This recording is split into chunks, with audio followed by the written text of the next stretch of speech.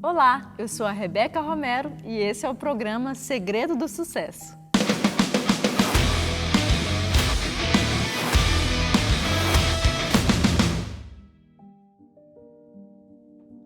Hoje nós vamos falar com Cleonice Bicudo da Rocha Ferreira. Nome chique, hein, Cleo? Oh.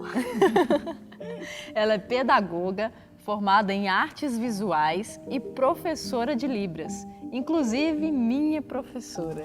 E hoje eu quero que ela conte para vocês um pouco da história dela. Cleo, conta pra gente um pouco da sua trajetória. Como que você chegou a usar Libras como profissão? Um prazer muito grande falar disso. Eu já estava cursando pedagogia na UEG e estava sem trabalho.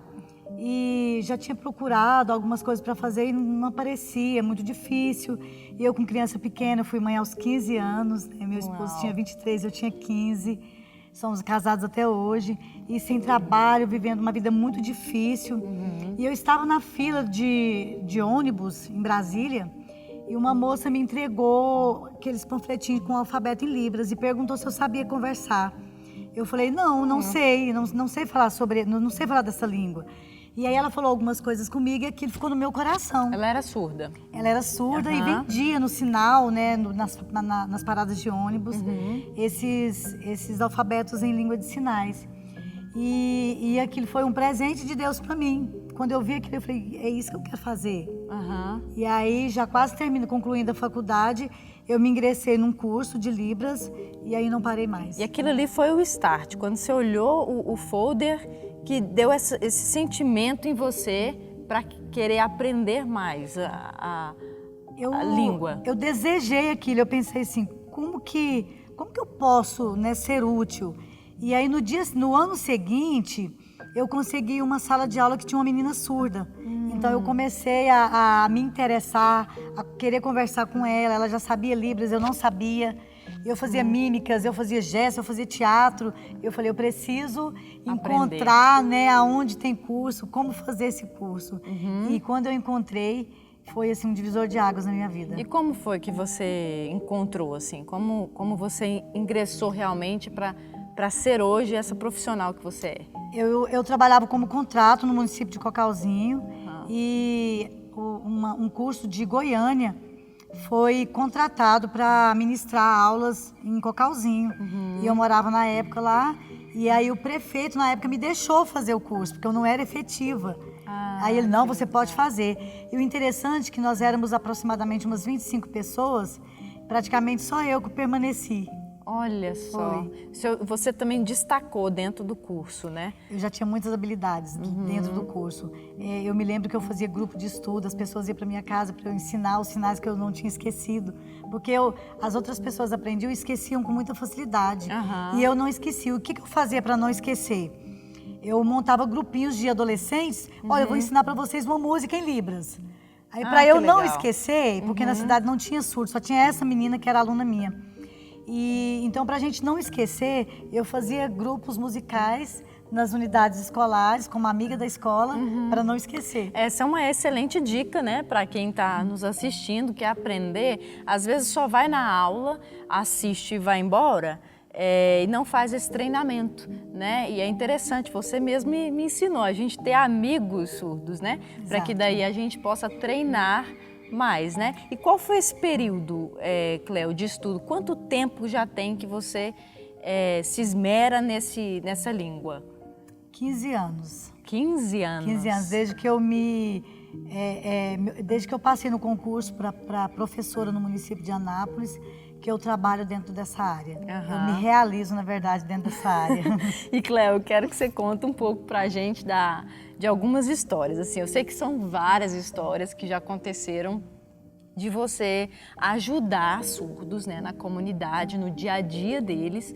Então, eu queria que você me contasse, a gente vai pensar aí duas histórias legais, né, duas histórias que foram importantes, que você vê que a sua interpretação fez a diferença na vida deles. Começa uma dessas histórias aí pra gente. Já houve muitas histórias aconteceram, né, de me sentir assim muito bem e ter prazer de ter conhecido essa língua. eu cheguei no hospital evangélico passando muito mal, né, com muitas dores, e fui internada rapidamente. E meu esposo estava comigo num box, e no box do lado estava um surdo, só que eu não sabia que era surdo. E aí o médico tentava comunicar, e eu escutei a mãe dele falando, ele é surdo, doutor. Como que a gente vai saber o que ele está sentindo? Eu não consigo entender também. E aí, mais do que depressa, eu bati na cortina e falei, eu sei, eu posso ajudar. E aí eles abriram o box, o médico né? se aliviou na hora. Abriu a cortina, e aí eu perguntei para ele, o que você está sentindo? Dor onde? Aí ele falou que estava com dor na lateral aqui, que doía a cabeça, que doía a garganta. E aí ele foi falando para mim onde que doía e eu expliquei para o médico. E o médico ficou assim, olhando para mim. Ele falou tudo isso? Eu falei, ele disse tudo isso.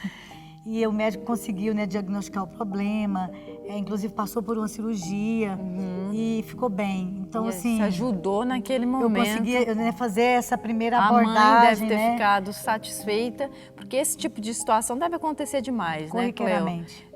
No hospital, a pessoa chega com dores, não sabe explicar onde. Então, é até no hospital, algo a gente a escolas. pensar, né?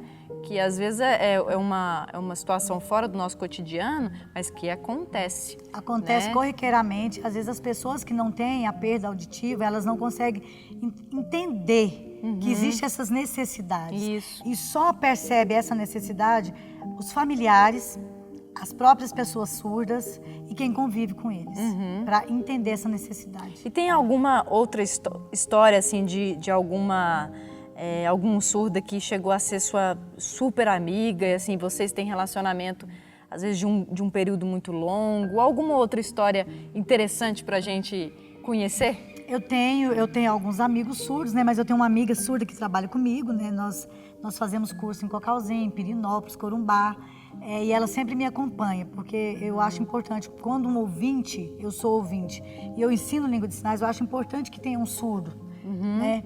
Porque às vezes tem algum sinal que você não sabe. Sim. E que às vezes vocês duas chegam a inventar esses sinais ou não? Ela Como pode que criar, funciona? né? O surdo pode criar um sinal. Porque quando a gente tem um nome, né? É só o surdo que dá o sinal para nós também, Só o surdo que dá né? o sinal para o ouvinte e para o surdo também. Então, é importante e para os alunos também terem esse contato, entenderem como essa dinâmica dessa comunicação, que é uma língua muito viva, né? Uma língua muito completa. E então ela é muito minha amiga, a gente trabalha junto, o nome dela é Regina.